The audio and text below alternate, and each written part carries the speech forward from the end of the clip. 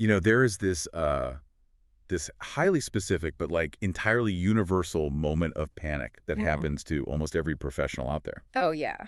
But I mean, it definitely hits workplace rookies the absolute hardest. Right.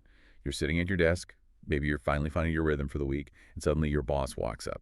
Or, worse, their name just pops up on your screen. Just that little Slack notification sound? Terrifying. Exactly. And they ask one simple question. When can I get that project report? And you just freeze. You completely freeze. Because the truth is, the ball isn't even in your court. You're waiting on someone else in a totally different department for the data. Right. So, what do you say? Yeah, you don't want to sound clueless, but you also really don't want to, throw your coworker under the bus. It is basically the ultimate professional deer in headlights moment. It feels like this unsolvable trap. It really does. Because if you say you don't know, well, you look entirely incompetent. But if you blame the other department, you look like you aren't a team player. And honestly, you still haven't answered the boss's core question. Okay, let's unpack this. Today, we are taking a deep dive into the exact mechanics of managing up, especially if you're a rookie trying to figure out how to clearly report your work progress. Which is such a crucial skill. It is. We're looking at some really specific, real-world coaching scenarios to give you, the listener, the ultimate proactive playbook. And we're going to break down why just staying silent is secretly acting as a binding contract, which is wild. So wild. Oh. And we'll talk about how shifting your vocabulary from passive to proactive can literally save you from becoming obsolete in our, increasingly AI-driven offices. Because mastering this type of communication, I mean, it's not just about figuring out what words to say so you sound smart in the moment. Right. It's about fundamentally shifting your entire professional posture from just a passive order taker to a proactive problem solver. Yeah, if you can imagine the reality of a bustling, modern, open-plan office today. Everyone's wearing noise-canceling headphones, notifications are firing off constantly, organizational charts are just always shifting. It's a highly complex, high-anxiety ecosystem. Yeah. And you really have to learn how to actively shape that environment rather than just letting it happen to you. So let's start with a really specific behavior pattern that the coaching experts in our sources identified. They talk about this concept of the first army employee. The first army, basically the frontline grunt. Exactly. The person who is right there in the trenches of the project. And in one of the case studies, a project manager asks this first army employee for a project report. And what do they say? The employee simply replies, I'm still waiting for another department to give me the updated data. Which, on the surface, feels completely logical to the employee. Right. In their mind, they're just reporting the objective facts of the situation. I asked for data, the data isn't here, therefore I am waiting. Yeah, and the project manager in this scenario actually tried to help. Like, they were proactive. They sent an email to the other department to hurry them up. Okay, but there is a glaring issue here that completely derails professional growth, isn't there? Massive issue. The employee was just passively acting as a messenger. It's like, imagine you're at a restaurant, you're starving, and you ask the waiter where your food is. Oh, I hate this already. Right, and the waiter just shrugs and says, I'm waiting on the kitchen. And how does that make you feel as the customer? Just infuriated. Completely infuriated, because they don't check the time, they don't go back to push the chef, they don't, offer you an appetizer to tide you over. They just stand there. They're just a messenger. Yeah. But I want to push past just the what of that scenario. Why does that specific response trigger such a visceral negative reaction in a manager's brain? Well, to understand that, we really have to look at something called information gap theory. It's a psychological principle. Sorry, break that down for us. So it says that when there is a gap between what we currently know and what we need to know, our brain treats it like a literal physical itch. It creates immense cognitive distress. A literal itch? Yeah. Wow. Yeah. Let's elevate your restaurant analogy a bit. Think of managing up like air traffic control. Okay, I'm with you. Your manager is the air traffic control tower. You are the pilot of a 747. Now, the manager doesn't need to know how to fly your specific plane. That is your job. Sure. But they absolutely need your coordinates, your altitude, and your fuel levels because they are trying to land 30 other planes at the exact same time. Oh, that makes so much sense. So when the boss asks for the report and you just say, I'm waiting on department a day. You haven't given them any coordinates. You've basically just turned your transponder off. You are a ghost on their radar. And the manager's anxiety spikes because they can't land the rest of the fleet without knowing your timeline. Exactly. The experts actually walk through this brilliantly painful role play of This exact bad scenario? Oh, the bad role play. The boss asks for a date on the final report. The employee says they're waiting on Department A. So the boss pushes, trying to get those coordinates, and asks, okay, is there a timeline? And the employee literally responds with, no, I'm just continuously waiting for them. Continuously waiting. It is a total abdication of responsibility. By communicating this way, the employee has removed their own agency entirely from the narrative. Right. They aren't telling the manager what they're currently doing. They aren't explaining their immediate priorities. Nothing. They're leaving the manager completely in the dark. And what's fascinating here is that void of information is exactly what turns reasonable managers into micromanagers. So if passive waiting causes a managerial panic attack, how do we actually fix it? We need that proactive playbook. We do. And the coaching scenarios provided a good scenario role play, and it is just a night and day difference. Yeah, when the boss asks for the report, the proactive employee doesn't just give an excuse. They provide a highly specific roadmap. And that roadmap has 3 very distinct, deliberate steps that anyone can adapt to their specific role. Let's break them down. Step 1 is acknowledging your current bandwidth. In a successful role play, the employee starts by saying, I am currently handling another urgent task, which I will finish by tomorrow noon. This is brilliant because it instantly anchors the conversation in the reality of your workload. It tells the boss, I am not just sitting at my desk playing solitaire while I wait for this data. Right. I am actively driving value elsewhere. Exactly. Then, step 2, state the action being taken on the delay. So instead of saying, I am continuously waiting, the employee says, meanwhile, I will chase the other department and ask exactly when they will give me the data. Right. You transition from being a passive victim of the bottleneck to the active driver of the solution. You are turning the transponder back on for the air traffic control tower. Which brings us to step 3, which is arguably the absolute most important part, setting concrete deadlines. The employee finishes with, tomorrow afternoon, I will focus on compiling the report, and I expect to submit it to you by the end of the day after tomorrow. If we break down the psychology of why this works so effectively, it's because it establishes clear checkpoints for the manager. Checkpoints. Yeah. Like milestones. Yeah. Checkpoint 1 is tomorrow noon, the employee finishes the urgent task and hopefully has the data. Checkpoint 2 is the day after tomorrow, by the end of the day, when the report is due. So the manager doesn't need to hover over your desk because you have already managed the timeline for them. Exactly. But wait, let me anticipate a question here. Go for it. I can hear rookies out there, like maybe they've only been at the company for 6 months, thinking, if my senior manager asks me for a report and I suddenly start rattling off my exact bandwidth and giving them a strict roadmap of my next 3 days. Oh, doesn't that come across as arrogant? Right, like I'm trying to manage them. I can see a young professional being terrified that they're going to sound insubordinate. That is such a common fear. But the sources point out that this fundamentally misunderstands what a manager actually wants. It's really all about tone. Yeah, the tone is everything. If you deliver those 3 steps with a defensive, combative attitude, then yes, it will sound arrogant. But if you deliver it in a collaborative, informative tone, it's just music to a manager's ears. You really have to remember cognitive load. Managers are overwhelmed with decision fatigue. Constantly. When you proactively map out your timeline, you aren't bossing them around. You are taking the cognitive load of scheduling completely off their plate. You're giving them a proposal that they can simply validate. That makes a lot of sense. You're offering a solution they could just say yes to. Precisely. They can say, sounds great, but if that department doesn't get you the data by tomorrow noon, raise your hand and let me know so I can escalate it. And that builds immense trust because you've proven you are actively managing the variables. Yes. But, setting checkpoints for your own core project makes total sense. The workplace is rarely that clean, though. Oh, definitely not. So what happens when the boss drops a grenade on your desk at, 4 p.m.? The classic, hey, can you just do this extra task on the side? Just a little favor. Right. How do you use a proactive strategy when you are entirely caught off guard? That specific scenario is where the friction usually begins for rookies. And it brings us to a really crucial skill, clarifying priorities. Because what typically happens is the manager hands out the extra task thinking, oh, this is easy, it's just a 10-minute favor. But the employee feels totally different. They are drowning.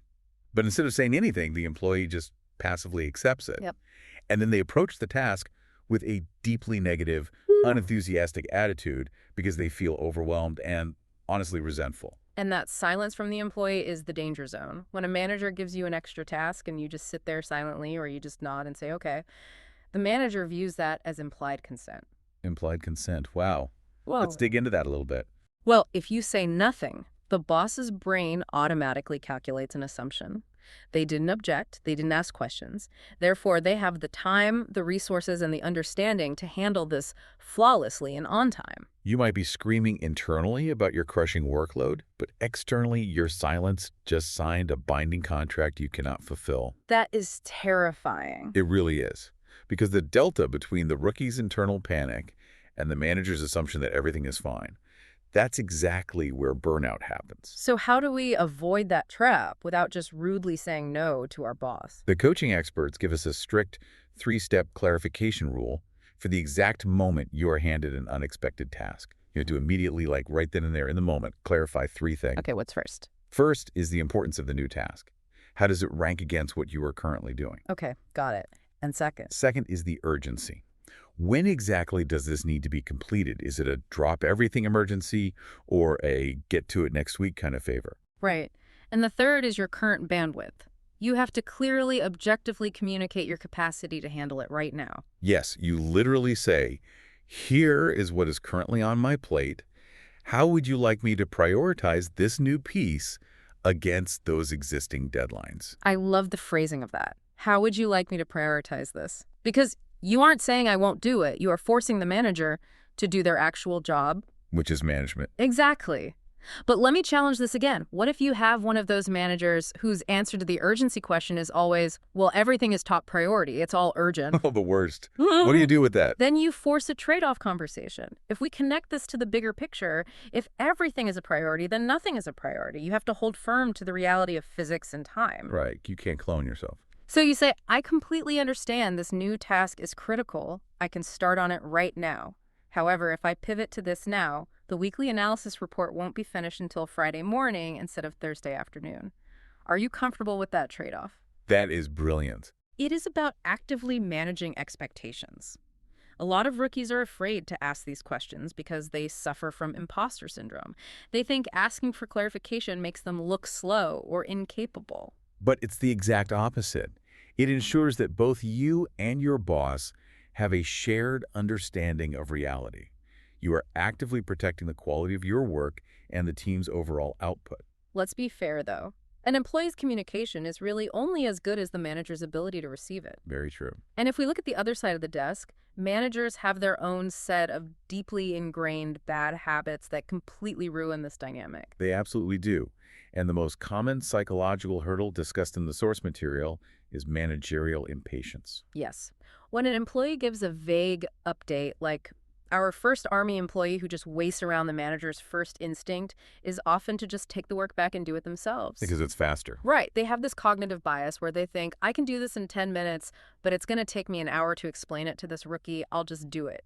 Which is a catastrophic failure of leadership. Unless a task is an absolute, literal, immediate emergency where the company is bleeding thousands of dollars a minute, the true goal of a manager is not to just produce the report. The imperative of a manager is coaching. Exactly. It is to endure that hour of explaining so the employee knows how to complete that report step by step. If you just do it for them, you're robbing them of the opportunity to develop. And you're guaranteeing that you will be doing their job for them again next week. Now here's where it gets really interesting. The sources shared a profound insight from a resume volunteer that totally shifted how I view management styles. Oh, about the different types of brains. Yeah. They noted the human brains are just wired differently when it comes to executing tasks. You have some employees who are incredibly competent, but they absolutely need to follow a strict SOP, a standard operating procedure. Right. If you give them the step-by-step checklist, they will execute it flawlessly every single time. The operators. But then you have the complete opposite profile, the visionaries, employees who feel suffocated and micromanaged by a step-by-step checklist. They thrive when you give them a broad goal, a desired outcome, and the freedom to think outside the box. Exactly. And a good manager doesn't just force a one-size-fits-all style on everyone. They identify which type of cognitive profile you have, and they adjust their coaching style. If you are an SOP person, they sit down and build the checklist with you. If you are a big picture person, they set the guardrails, define the ultimate goal, and just let you run. But, identifying those traits and tailoring your coaching requires immense patience and emotional regulation from the manager. It really does. And the discussion brings up a critical warning about what happens when that patience runs out in high-stress environments. There's a strict red line in the workplace, and it revolves around the legal and ethical definition of workplace bullying. This part of the deep dive was sobering because we've all been in high-pressure situations where deadlines are looming and people are speaking in circles. When a manager gets frustrated, say an employee refuses to give a straight timeline, the manager must focus purely on the issue, not the person. It is the fundamental difference between critiquing the work and attacking the human being. The experts made it very clear. It is completely acceptable and even necessary for a manager to say, "You aren't answering my question about the timeline. I need a specific date by the end of this meeting." Right. That is addressing the work and the communication breakdown. But the moment the manager lets their frustration boil over and makes it personal, If they say something like, "Are you stupid?" or "Is your head completely empty?" which unfortunately happens way more than we'd like to admit in corporate culture, they have crossed the line. that is no longer tough management. That is workplace bullying. Managers have an absolute obligation to practice self-control. They have to manage their own emotional regulation before they have any right to manage a team's workflow. And understanding that dynamic is so empowering for you, the listener. It helps you realize that a healthy, high-functioning workplace doesn't just happen by accident. Yeah. It relies on constant mutual adjustments. Exactly. The employee has to overcome their fear to speak up, provide coordinates, and clarify priorities. And the manager has to suppress their impatience to coach, tailor their style, and regulate their emotions. Okay, let's take a breath and recap our core mission today. Sounds good. If you take nothing else away from this deep dive, remember this. Don't be the passive frontline grunt. Don't be the waiter who just shrugs and blames the kitchen while the customer seethes. You need to provide actionable timelines. You need to immediately clarify the importance and urgency of unexpected tasks. Yeah. And you must communicate your bandwidth clearly to your boss so you aren't signing impossible, invisible contracts. And there is a final, vital context to all of this that we have to address. Everything we just talked about. Managing up, setting boundaries, clarifying ambiguity. Yeah. It is becoming exponentially more important every single day, largely because of the rise of AI tools in the workplace. Oh, absolutely. The landscape is shifting right under our feet. Roles are no longer static. You can't just memorize a job description and expect to do that exact same set of tasks for the next 10 years. No way. Old routine jobs are vanishing overnight, and entirely new, complex ones are emerging just as fast. Therefore, passive resistance to change is a guaranteed losing strategy. If you just put your head down, blindly wait for instructions, and hope nobody notices you, you will be left behind. Open, continuous, proactive dialogue with your boss about your role, your tasks, and your bandwidth is quite literally the only way to survive and thrive in this new environment. So what does this all mean? It means giving yourself a little bit of grace, too. Everyone starts as a rookie. Nobody is born knowing how to seamlessly manage up or casually negotiate bandwidth with a senior vice president. Building your professional value is a journey. It is a process of going from zero to hero, step by step, mistake by mistake, uncomfortable conversation by uncomfortable conversation. This raises an important question, though, and I want to leave you with a final provocative thought to ponder long after you finish listening today. Let's hear it. We just mentioned that AI is rapidly taking over routine tasks. If an algorithm can flawlessly execute step-by-step standard operating procedures faster, cheaper, and more accurately than a human, what happens to the employees who only know how to blindly follow instructions and wait to be told what to do? They become obsolete. Exactly. Perhaps the most future-proof skill you can possibly develop isn't the technical work itself. It is the exact set of skills we explored today. Managing human expectations, clarifying interpersonal ambiguities, negotiating bandwidth, and proactively steering complex, uncomfortable conversations. The messy, nuanced things a machine just cannot do. Precisely. So think back to that moment we started with. The moment your boss asks you for a report and you freeze because you're waiting on someone else for the data. How will you use your human communication advantage to break the freeze? How will you actively practice taking control of the narrative in your very next team meeting? You are no longer just waiting on the kitchen. You are running the floor.